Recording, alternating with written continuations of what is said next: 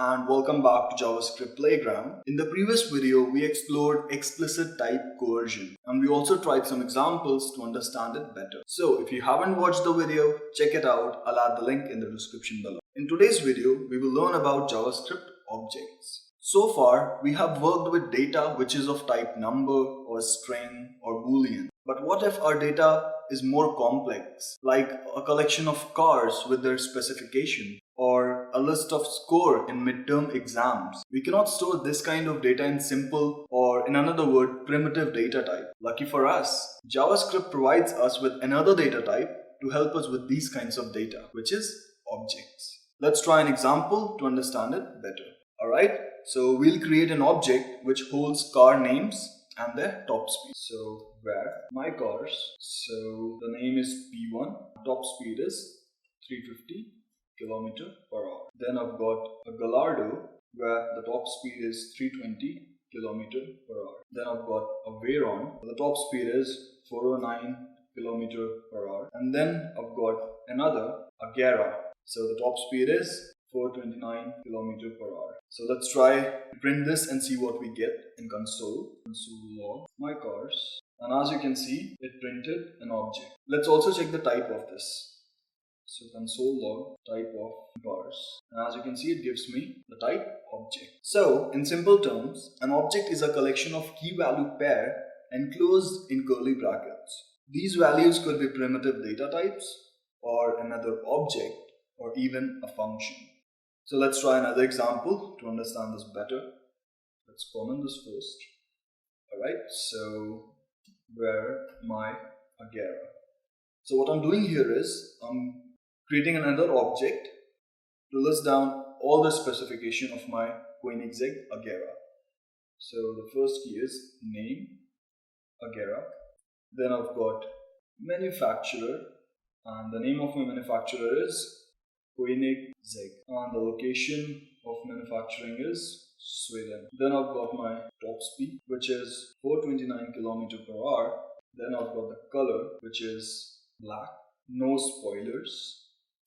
Now, what if I wanted to add a functionality in my car, say apply brakes.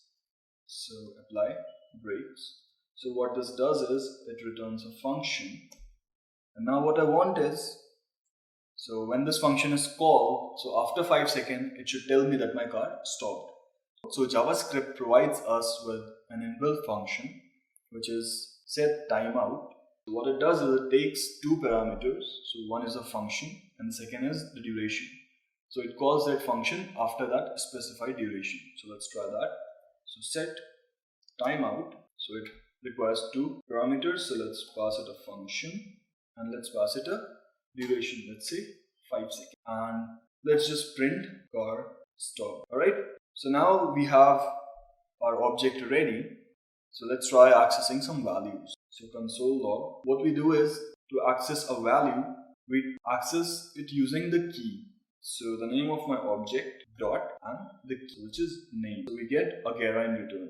For example, I wanted my top speed. So I'll do console log, the name of my object and the name of the key, which is top speed, which is 429. Similarly, if I wanted the details of a manufacturer, console log m Agera manufacturer.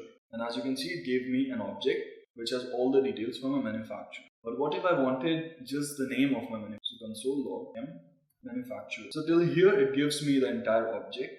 So we're going to use the same logic. So to access something inside an object, we access it using the key.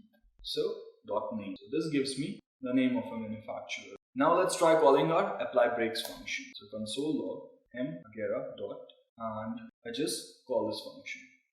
And after 5 seconds, it gave me car stopped. So to call a function inside an object, we need to use these parentheses, or else what it does is it gives us the definition of the function. So if I do just this, it will return the entire code. Alright guys, that's all for today. I'll add the link for this code pen in the description below for your practice. Check it out, change values, create your own objects, try accessing different values, different combinations, different depths. Try adding an object inside another object. And I hope this gave you a better understanding of JavaScript objects, but if you have any doubts or queries, feel free to drop a comment below or reach out to me on Twitter. I'll add my Twitter handle in the description below. Bye and take care.